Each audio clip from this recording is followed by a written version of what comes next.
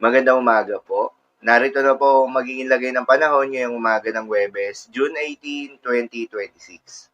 Pero bago yon, baka pwedeng pa-like and share naman ang video na ito.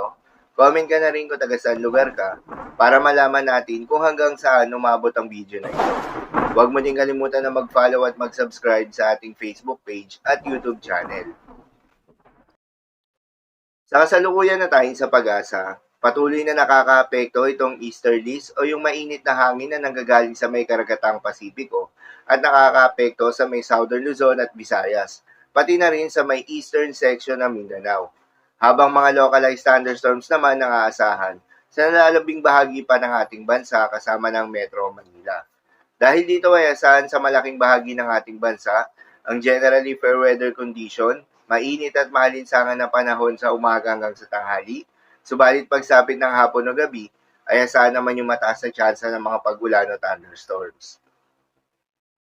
Samantala, may binabantayan ngayon na low pressure area sa labas ng Philippine Area of Responsibility.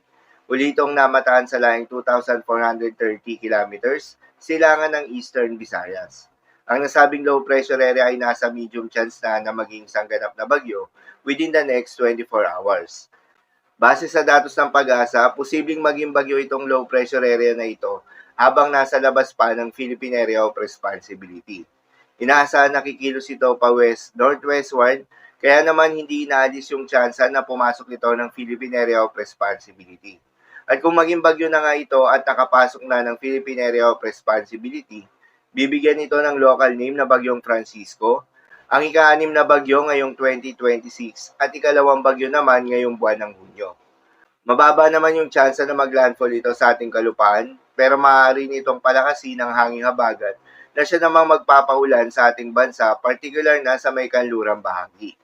Para sa magiging development pa nito, patuloy lamang na magantabay sa mga update nating ilalabas, lalo na ng pag-asa. Para naman sa magiging lagay ng panahon ngayong araw ng Huwebes, dahil nga sa epekto nitong easterlies, asahan sa may Visayas, Calabarzon, Mimaropa, Bicol Region, Dinagat Island, Surigao del Norte, Surigao del Sur at Davao Oriental, ang bahagyang maulap hanggang sa maulap na kalangitan na may kalat-kalat ng mga pagulan o thunderstorms.